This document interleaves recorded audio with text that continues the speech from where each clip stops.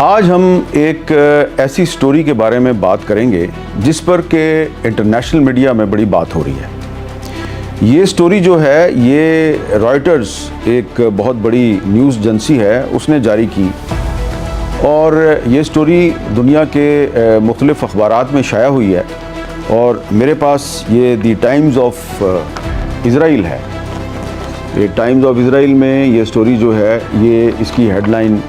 یہ شائع ہوئی ہے کہ U S presses Pakistan to join Gaza force testing powerful military chiefs authority at home. اور اس سٹوری میں یہ بھی کہا گیا ہے کہ فیلڈ مارشل عاصم منیر جو ہیں وہ بہت جلد واشنگٹن جائیں گے اور ان کی ٹرمپ سے ملاقات ہوگی، اور ٹرمپ یہ چاہتے ہیں کہ پاکستان انٹرنیشنل اسٹیبلائزیشن فورس جس کو کہ غزہ میں تعینات کیا جائے گا اس کے لیے اپنے ٹروپس اپنی فوج بھجوائے۔ اب اس پر جو پاکستان کے دفتر خارجہ کا ایک بڑا ہی محتاط رد عمل آیا ہے۔ طاہر اندرابی صاحب جو پاکستان کے فارن آفس کے اسپوکس پرسن ہیں،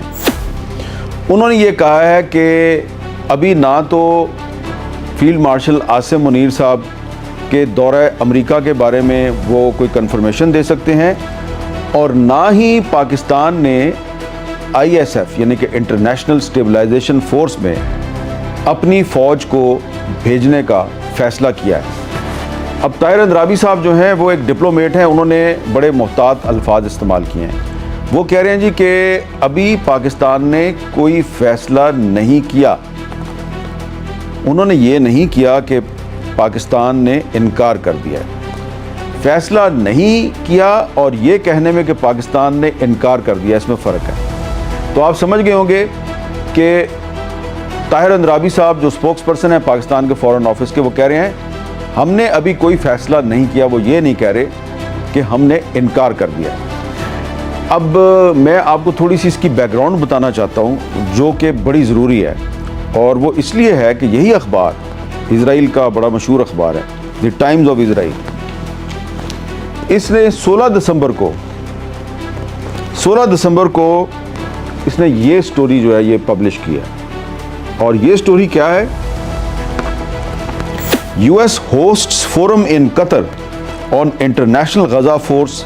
ود ٹرکی لیفٹ آؤٹ۔ اب یہ جو قطر کا دارالحکومت دوحہ ہے وہاں پر ایک بہت بڑا سمٹ ہوا ہے، بہت بڑا سمٹ، اس لیے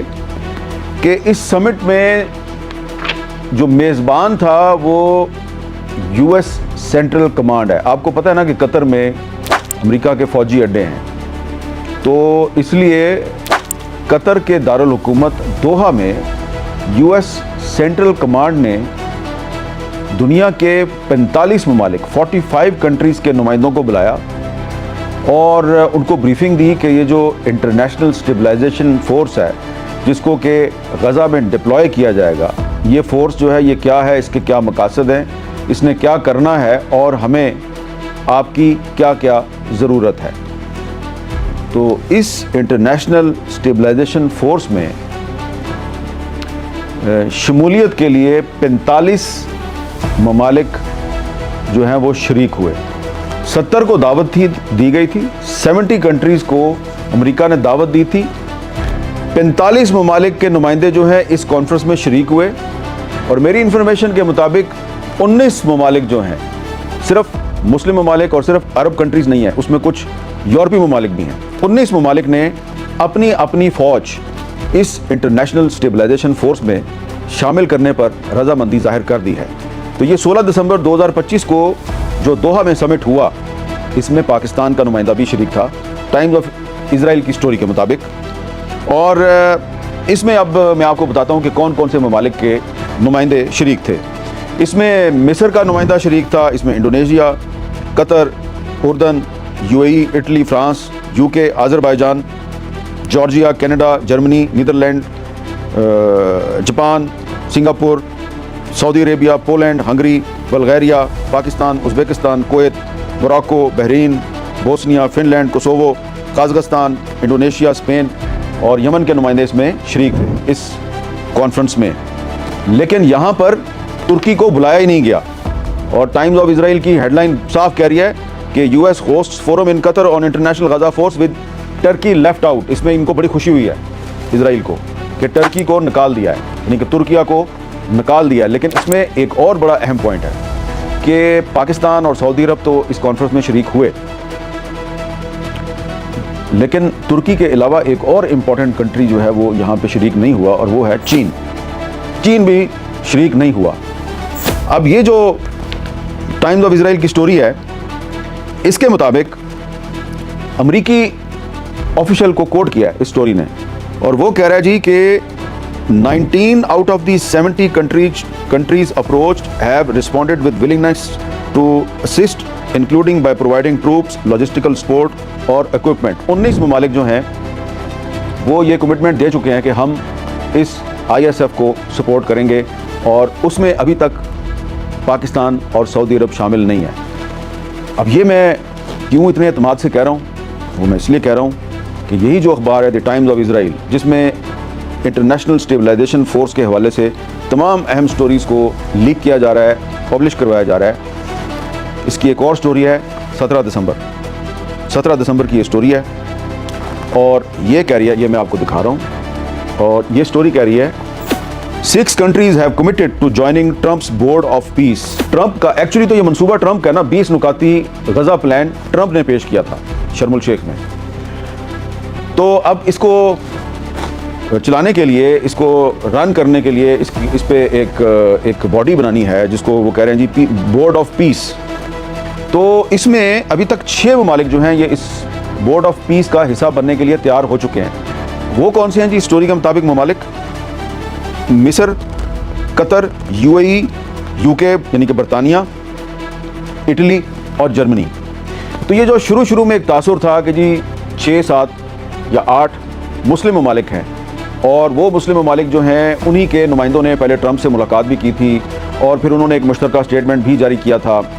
اور پھر یہ کہا گیا تھا جی کہ یہی ممالک جو ہیں ان کی کنٹریبیوشن سے ایک ISF بنے گی, اور پھر وہ غزہ میں جائے گی اور وہاں پر امن قائم کرے گی. تو اس میں ہوا یہ کہ اس میں ترکی بھی شامل تھا. تو نیتن یاہو جو ہے اسرائیل کا پرائم منسٹر, اس نے ترکی پہ آبجیکشن لگا دی, اور اس نے کہا جی کہ ترکی تو اس میں شامل نہیں ہوگا. تو اس پہ کچھ اعتراضات ہوئے, اور اب جو کہ نئی جو ڈیولپمنٹ ہے, جب یونائٹڈ نیشنز کی سیکیورٹی کونسل نے بھی یہ جو ٹرمپ کا 20 نکاتی امن فارمولہ ہے اس کو انڈورس کر دیا ہے, اور اب اس کو یونائٹڈ نیشنز کی بھی پشت پناہی حاصل ہو گئی ہے. تو اب اس کا جو بورڈ آف پیس ہے اس میں اب 6 ممالک شامل ہو گئے ہیں, اور ٹائمز آف اسرائیل نے بتایا ہے کہ ان 6 ممالک میں سعودی عرب بھی نہیں ہے اور پاکستان بھی نہیں ہے. تو اس کا مطلب یہ ہے کہ جو پاکستان کے دفتر خارجہ کے ترجمان نے جو بات کی ہے کہ ہم نے ابھی کوئی فیصلہ نہیں کیا, وہ کہہ تو درست رہے ہیں, لیکن لگ یہ رہا ہے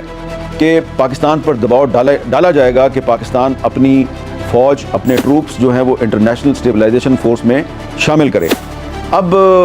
پاکستان پہ یہ دباؤ کیوں ڈالا جا رہا ہے؟ کیونکہ اگر پاکستان جو ہے وہ اپنے ٹروپس بھیجے گا تو اس کے بعد پھر جو باقی ممالک جو ابھی تک ریلکٹنٹ ہیں, تھوڑا پس و پیش سے کام لے رہے ہیں, ان کے کچھ تحفظات ہیں, پھر ہو سکتا ہے کہ وہ بھی کہیں کہ جی ہم بھی شامل ہونے کے لیے تیار ہیں. اب اس میں جو اہم ترین بات ہے وہ یہ ہے کہ پاکستان جو ہے وہ واحد ملک ہے جس نے کہ ٹرمپ کے 20 نکاتی فارمولے کے اعلان کے بعد, جب کہ ہمارے وزیر اعظم نے اس کو ویلکم بھی کر دیا, اس کو انہوں نے کہا جی ہم اس کا خیر مقدم کرتے ہیں, لیکن جو پاکستان کے ڈپٹی پرائم منسٹر ہیں اور پاکستان کے فارن منسٹر ہیں اسحاق ڈار, انہوں نے پارلیمنٹ کے فلور پر یہ کہا کہ یہ جو ٹرمپ صاحب کا 20 نکاتی فارمولہ آیا ہے یہ وہ فارمولہ نہیں ہے جس پہ ہم نے اتفاق کیا تھا. صرف پاکستان نے تو یہ بات پبلکلی کہہ دی, لیکن کوائٹلی ڈپلومیٹک چینلز کے ذریعے کچھ اور ممالک نے بھی امریکہ کو یہ بتایا کہ جی یہ جو آپ کی ہمارے ساتھ ڈسکشن ہوئی تھی اور جو ہمارا آپ کے ساتھ اتفاق رائے ہوا تھا, یہ 20 نکاتی فارمولہ وہ نہیں ہے. تو پاکستان کے دفتر خارجہ کے ترجمان کا یہ کہنا کہ ہم نے ابھی فیصلہ نہیں کیا, اس کو اگر آپ اسحاق ڈار صاحب کے پارلیمنٹ کے فلور پر دیے گئے بیان کے ساتھ ملا کر دیکھیں تو لگتا یہی ہے کہ پاکستان جو ہے وہ ابھی تک انٹرنیشنل اسٹیبلائزیشن فورس کا جو مینڈیٹ ہے اس کے بارے میں کلیئر نہیں ہے, کیونکہ یہ اخباری خبروں کے ذریعے تو بتایا جا رہا ہے جی کہ اس کا مینڈیٹ کیا ہوگا، اس کے فرائض کیا ہیں، اس نے ادھر جا کے اس کے ایمز اینڈ آبجیکٹیوز کیا ہیں، اس نے کیا کرنا ہے وہاں، لیکن کوئی پاکستان کو یا کسی بھی ملک کو ابھی تک یہ بتایا نہیں گیا۔ یہ جو دوحہ میں جو سمٹ ہوا 16 دسمبر کو، اس میں بھی کافی اف اینڈ بٹس استعمال کیے گئے، اور یہ جو پھر خبر رائٹرز نے جاری کی کہ پاکستان پہ دباؤ ہے کہ پاکستان جو ہے وہ اپنے ٹروپس ISF میں شامل کرے، تو یہ رائٹرز کی خبر جاری ہونے کی وجہ بھی یہی نظر آتی ہے کہ پاکستان نے جو دوحہ سمٹ ہے جس میں کہ 45 ممالک کے نمائندے شریک تھے، وہاں پر بھی یہ کہا ہوگا کہ ہم غزہ میں امن قائم کرنے کے لیے ہر قسم کا تعاون کرنے کے لیے تیار ہیں، لیکن اگر آپ یہ سمجھتے ہیں کہ پاکستانی فوج کو وہاں بھیج کر اور آپ حماس کو ڈس آرم کرائیں گے، حماس پہ یہ دباؤ ڈالیں گے کہ آپ ہتھیار پھینک دیں، یہ کام ہم نہیں کر سکتے۔ تو یہ صرف پاکستان کا موقف نہیں ہے، یہ 2-3 اور بھی مسلم ممالک ہیں، یہ ان کا بھی موقف ہے۔ تو اس کے بعد پھر یہ ایک جو خبر ہے جو رائٹرز نے جاری کی، جس کی کہ دفتر خارجہ کے ترجمان نے تردید کر دی ہے، یہ خبر دراصل لگ یہ رہا ہے کہ یہ ایک پریشر ٹیکٹک ہے، پاکستان پر دباؤ ڈالنے کی کوشش ہے۔ پاکستان کو میسج دیا گیا ہے کہ ٹرمپ صاحب چاہتے ہیں کہ آپ اپنی فوج غزہ بھیجیں، اگر آپ اپنی فوج غزہ نہیں بھیجیں گے تو پھر اس کے کچھ کانسیکوینسز بھی ہو سکتے ہیں۔ اب ہمیں یہ سمجھنے کی ضرورت ہے کہ پاکستان جو ہے وہ انٹرنیشنل اسٹیبلائزیشن فورس کے ساتھ تعاون کرنے کے لیے کو تو تیار ہے، لیکن اگر اس کو وہاں پر حماس کو ڈس آرم کرنے کے لیے بھیجا جاتا ہے تو پاکستان حماس کو ڈس آرم کرنے کا جو منصوبہ ہے اس میں شمولیت کے لیے کیوں تیار نہیں؟ اس کی بہت سی وجوہات ہیں۔ اس کی جو سب سے بڑی وجہ ہے وہ یہ ہے کہ اکتوبر 2023 سے اب آ گیا ہے جی دسمبر 2025،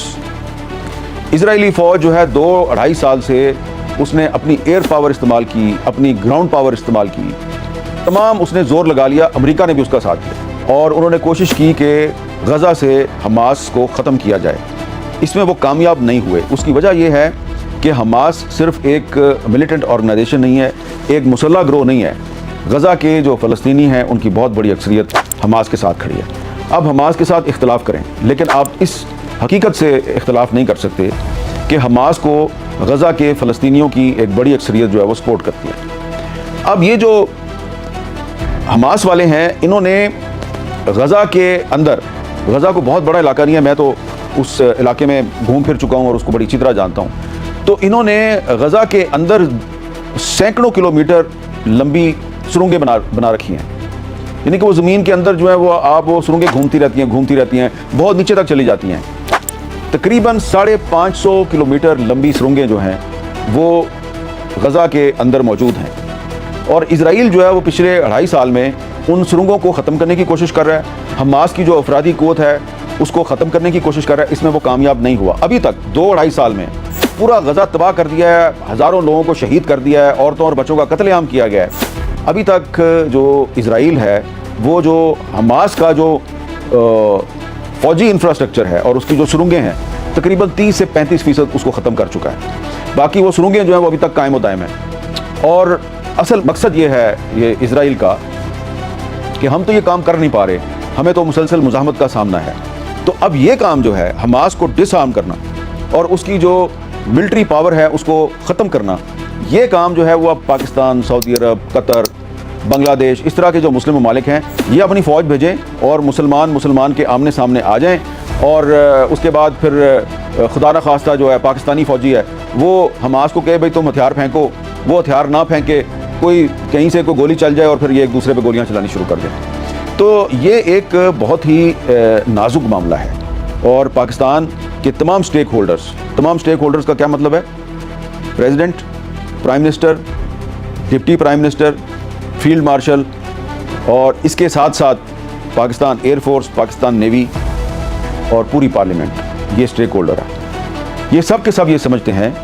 کہ پاکستانی فوج کو کسی ایسی صورتحال میں نہ دھکیلا جائے کہ جہاں پر کہ جو فلسطینی ہیں وہ پاکستانی فوج کے افسروں اور جوانوں کے آمنے سامنے آ جائیں اور یہ آپس میں لڑنا شروع کر دیں، اور اسرائیل اور باقی جو مسلمانوں کے دشمن ہیں وہ خوش ہوں۔ اس صورتحال سے بچنا بہت ضروری ہے۔ اس سے ابھی تک پاکستان کی حکومت بچنے کی کوشش کر رہی ہے، اس لیے بچنے کی کوشش کر رہی ہے کہ بہت سے تحفظات ہیں کہ ایک تو اسرائیل جو ہے وہ پاکستان کے سب سے بڑے دشمن بھارت کا اتحادی ہے اور پاکستان کے ساتھ کوئی نہ کوئی ڈبل گیم کر سکتا ہے۔ دوسری بات یہ ہے کہ اسرائیلی میڈیا نے یہ جو ریسنٹلی جو سڈنی میں ایک واقعہ ہوا ہے کہ 2 مسلح افراد جو ہیں انہوں نے یہودیوں کے ایک اجتماع پہ فائرنگ کی، تو اسرائیلی میڈیا اور انڈین میڈیا نے مل کر الزام لگایا کہ یہ جی جو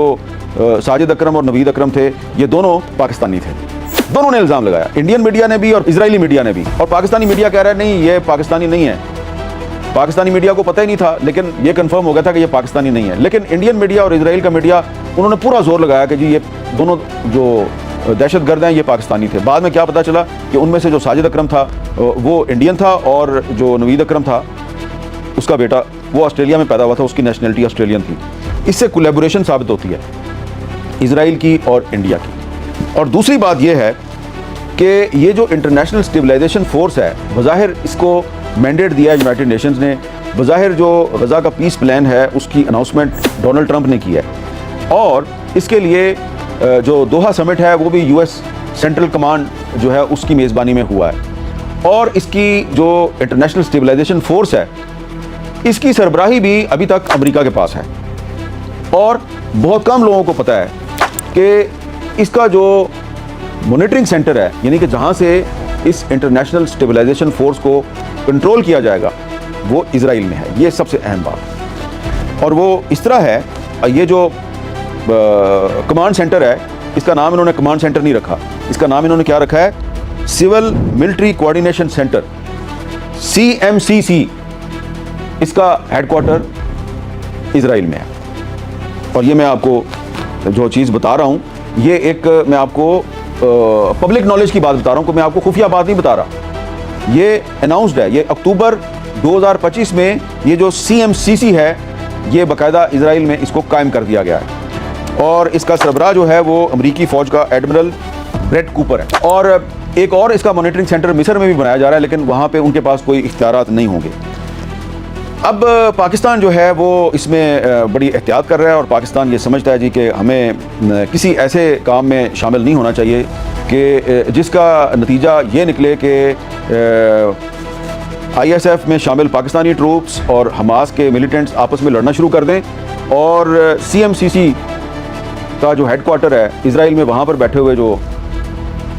اسرائیلی اور امریکی اور باقی جو لوگ ہیں وہ خوش ہوں گے، دیکھو جی یہ تو آپس میں لڑ رہے ہیں۔ دوسری بات یہ ہے کہ اگر آپ نے اس کو ترکی کو اس میں سے مائنس کر دیا ہے، کیونکہ یہ نیتن یاہو نے یہ کہا تھا کہ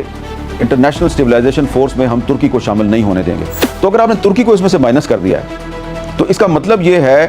کہ پھر آپ جو اسلامی ممالک ہیں ان میں بھی آپ رکھنا پیدا کرنے کی کوشش کر رہے ہیں، ان پر آپ کو مکمل اعتماد نہیں ہے۔ اب سوال کیا جا سکتا ہے نا مسلم ورلڈ میں کہ بھائی اسرائیل جو ہے اس کو ترکی پر تو اعتماد نہیں ہے تو پاکستان پہ اعتماد کیوں ہے؟ تو ٹرمپ صاحب جو ہیں وہ یہ سمجھتے ہیں کہ پاکستان اور سعودی عرب تو اپنے ٹروپس بھیج دیں غزہ، لیکن ترکی نہ بھیجے۔ تو دیکھیں اس کو ٹرمپ صاحب اور ان کے ایڈوائزرز اور جو ویسٹرن میڈیا ہے اور جو امریکن میڈیا ہے اور جو تمام جو ڈیفنس ایکسپرٹس ہیں ان کو اس پہ غور کرنا چاہیے اس سارے معاملے پر، کہ اگر آپ انٹرنیشنل اسٹیبلائزیشن فورس بنا رہے ہیں اور آپ نے جو دوحہ میں جو آپ نے جو سمٹ کیا ہے اس میں آپ چین کو بھی نہیں بلا رہے، اور پھر آپ جو اس کا جو ایک پیس بورڈ بنا رہے ہیں اس میں آپ ترکی کو بھی شامل نہیں کر رہے، ترکی لیفٹ آؤٹ، تو اس سے پھر ترکی اور پاکستان کے درمیان بھی مس انڈرسٹینڈنگ پیدا ہو سکتی ہے، ترکی اور سعودی عرب کے درمیان بھی مس انڈرسٹینڈنگ پیدا ہو سکتی ہے، اور پھر جو ان ممالک کا میڈیا ہے، اب ترکی میں بھی ایک بڑا وائبرنٹ میڈیا موجود ہے، پاکستان میں بھی ہے اور بھی کنٹریز میں ہے، تو وہاں پہ سوال اٹھایا جائے گا جی کہ ترکی پہ اعتماد نہیں ہے امریکہ کو اور اسرائیل کو، اور پاکستان اور سعودی عرب پہ ہے، تو پھر کانسپریسی تھیوریز جنم لیں گی۔ یہ معاملہ بڑا سینسٹیو ہے، یہ شاید امریکہ کے لیے، جرمنی کے لیے، فرانس کے لیے، برطانیہ کے لیے اتنا سینسٹیو نہ ہو، لیکن یہ جو فلسطین ہے، غزہ کا معاملہ ہے، یہ اسلامی ممالک اور وہاں کی جو پبلک اوپینین ہے اس کے لیے یہ بہت ہی اہم ہے۔ اب اس میں ایک اور چیز جو میں آخر میں آپ کو بتانا چاہتا ہوں وہ یہ ہے کہ کیوں پاکستان محتاط ہے۔ اس لیے پاکستان محتاط ہے کہ پاکستان تو پہلے ہی بہت سے UN پیس کیپنگ مشنز کا حصہ ہے، ابھی بھی کانگو میں پاکستان کی 3-3.5 ہزار فوج جو ہے وہ کانگو میں موجود ہے، اور پاکستان جو ہے وہ کافی عرصے سے UN پیس کیپنگ مشنز کا حصہ رہا ہے، لیکن یہ جو پاکستان کا ایکسپیرینس ہے, اس ایکسپیرینس نے پاکستان کو یہ سبق دیا ہے کہ یہ جو پیس کیپنگ مشنز ہوتے ہیں, اس میں جو لوکل سٹیک ہولڈرز ہیں, جہاں پہ آپ فوج بھیجتے ہیں اپنی, وہاں پہ جو لوکل سٹیک ہولڈرز ہیں ان کا بھی آن بورڈ ہونا بڑا ضروری ہے. مثال کے طور پہ ابھی 2022 میں 3 سال پہلے کانگو میں پاکستانی فوج پر حملہ ہو گیا. پاکستانی فوج UN پیس کیپنگ مشن کا حصہ بن کر وہاں گئی تھی. پاکستانی فوج پر حملہ ہو گیا. 2012 میں بھی کانگو میں پاکستانی فوج پہ حملہ ہوا. ہمارے وہاں پہ افسران اور جوان شہید بھی ہوئے. اس سے پہلے بھی آپ کو یاد ہوگا صومالیہ میں پاکستان کا پیس کیپنگ مشن گیا, تو پاکستان کی جو فوج تھی وہ وہاں پہ صومالیہ میں امریکی فوج جو ہے اس کو کور دے رہی تھی, اس کو پروٹیکٹ کر رہی تھی. اب اسامہ بن لادن اور جنرل فرح عدید نے حملہ کیا امریکہ پہ, امریکی فوج پہ, اس کو ڈیفینڈ کرنے کے لیے پاکستانی فوج بیچ میں آئی تو پاکستانی فوجی بھی شہید ہو گئے. اور اس وقت تک پتہ ہی نہیں تھا کسی کو کہ جنرل فرح عدید جو ہے وہ کس کے ساتھ ہے. بعد میں پتہ چلا کہ وہ اسامہ بن لادن کے ساتھ.